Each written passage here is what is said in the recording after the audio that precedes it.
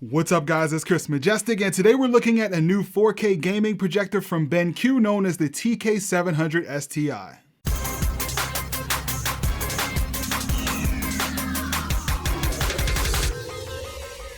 So today we're checking out yet another 4K gaming projector from BenQ that claims to be the world's first 4K HDR gaming projector that does 4K at 60 Hz with only 16 milliseconds of input lag. And if that wasn't enough for you, it has quite a few more interesting features. It comes with an Android TV interface, a smart TV voice remote, and even has a short throw ratio producing a 100-inch screen from about 6.5 feet away. So considering this projector runs the Android TV interface, the first thing you see when you open the box is the BenQ QS01, which is BenQ's own 4K Android TV stick, which I'll talk about a little bit later.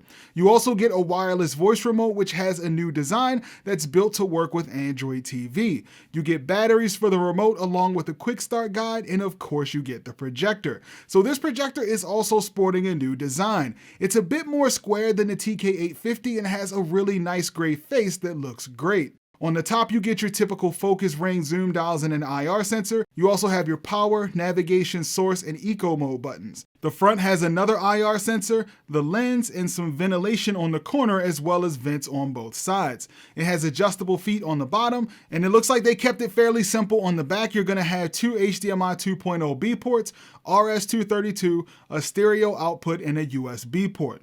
And you'll notice that the area under the port bulges out. Well, this is where the Android TV stick plugs in. So to install it, you just remove the screw on top, use a good amount of force to push the door to the left, and it reveals the HDMI port and micro USB cable that you'll use for the stick. All you do is plug in the USB cable, plug the stick into the HDMI port, then slide the door back into place. Alright, so what about specs? Well, this thing is loaded with features. Not only does it have all the things I mentioned earlier, but it produces 3000 lumens and covers 96% of Rec. 709. It also has HDMICEC, which I'm super excited about, 3D for all you hardcore 3D fans, an 8-segment RGBW color wheel that I'll talk about in a little bit, HDR10 and HLG support, Bluetooth thanks to the Android TV stick, and of course the insanely low input lag of 16 milliseconds with 4K HDR games. Now that's quite a long list of impressive specs, but how does it perform in real life?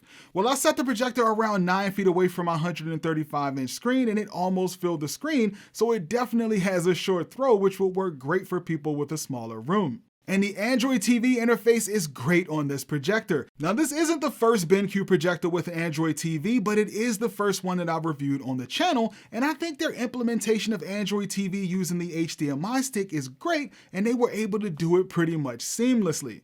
The Android functions work wirelessly via Bluetooth, so there's no need to aim the remote at the projector unless you want to use the power buttons or projector menu. The remote even has a voice control menu that allows you to use the Google Assistant to search and navigate through the OS. And since it's running official Android TV version 9, you get access to most streaming apps, including Amazon Prime, which has a dedicated button on the remote, Hulu, YouTube, HBO Max, Disney Plus, and countless others. The only thing that was missing was Netflix. Now I have noticed that Netflix has been missing from a growing number of smart TV devices, which makes me wonder if either they've changed their licensing or if there's some other issue. Anyways, if you want to access Netflix, this means that you'll either have to sideload the app manually, or you can grab something like the new Chromecast or Nvidia Shield and use that. And what's really cool is that BenQ has finally listened to me and added HDMICEC, so you can power the projector on or off using another device. So if you have a Chromecast, Shield, Apple TV, or another smart TV device, the projector will automatically power on and off, so you never have to bother with the projector remote. And the addition of ARC support allows you to send full surround sound from the projector's built-in apps to your home theater receiver or soundbar using the second HDMI port. Well, of course, being a gaming projector, the first thing I did after I got it up and running was fire up my Xbox One X with some Call of Duty, and I have to say that I was really impressed with the low input lag. Call of Duty is one of those fast-paced games where lag really counts, and it was immediately noticeable. Now, unfortunately, this projector doesn't support 4K at 120, but it does support 1080p at 120, which cuts the input lag in half. So you can get around 8 milliseconds if you're okay with dropping down to 1080p.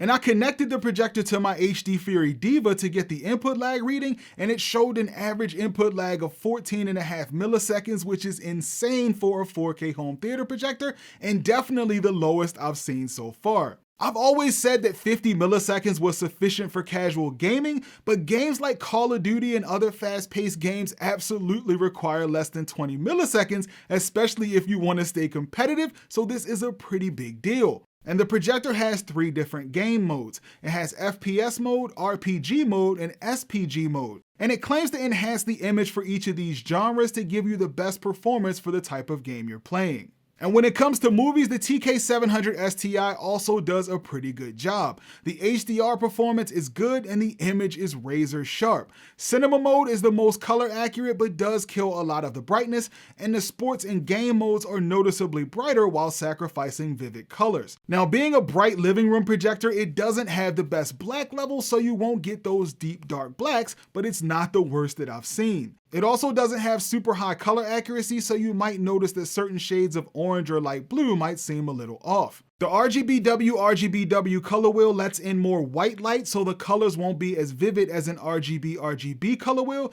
but this not only allows a slightly brighter image, but it also allows those super low input lag numbers, so you have to take the good with the bad. Overall, I think the image looks great either way, but if you're looking for the best color and you're not a hardcore gamer, then the HT3550 might be a better option for you. Alright, so what about noise? Well, one issue that usually comes along with brighter projectors is fan noise. Well, this projector was fairly quiet. You can definitely hear the fans, but they're not distracting at all. Now, I will say the projector does get pretty hot and you can certainly feel the hot air coming out of the vents, but that just means the fans are doing their job. So with BenQ producing so many projectors, who is this projector for? Well, in my opinion, this will be the best option for avid gamers over their existing projectors, considering it has much lower input lag. Even though it doesn't have the color accuracy for me to recommend it for a dedicated home theater, it would work well in a living room or a multi-purpose room where you don't mind sacrificing accurate color for some added brightness. It would also be a good replacement for anyone who is looking to upgrade their existing short throw projector or an older gaming projector like the TH671ST, or it would be great for gamers who are looking to move from a TV to a huge screen. Alright, so this thing has a ton of features and has a great looking image, but what are the things I didn't like? Well, there are a few small things, but nothing major. The first issue I mentioned earlier, and that's the absence of Netflix. Now, this could be something temporary that they could easily fix with an over-the-air update or something like that, but it should be noted. The next thing is that I wasn't able to get the volume buttons on the projector remote to control my home theater receiver. The ARC connection worked fine, so I was able to hear the sound from the built-in apps, but I wasn't able to control the volume. Now, there could have been a setting somewhere that I missed, but I wasn't able to find it. And the last thing is that even though the projector powers on when I power on my other equipment, such as the NVIDIA Shield, it didn't turn off automatically with the rest of the equipment. Now, it did eventually turn off after not receiving a signal for a while, but it would have been nice for it to power off with everything else. Now, what is nice is that if you're using the Android TV OS on the projector, it did power my home theater receiver on and off automatically. So even though some of the HDMICEC features work, there are still some bugs here and there. Overall, I really do like this projector, and BenQ never ceases to amaze me. The fact that they were able to fit all these features into this projector is awesome. If you're currently gaming on a 4K projector, I'll tell you right now to drop what you're doing and grab this projector. The competitive advantage you get with such a low input lag is well worth it, along with the long list of other features you get with this projector. It seems like we get more and more features with BenQ projectors every year, so I can't wait to see what the future holds. Alright guys, that's gonna do it for this video. Hopefully you found it helpful. And if you have not subscribed to the channel, go ahead and make sure you hit that subscribe button and make sure you hit the bell notification so you don't miss any new videos. And I do want to get your thoughts and comments on this projector, so tell me what you think in the comments section. Thanks for watching guys, and I'll see you in the next video.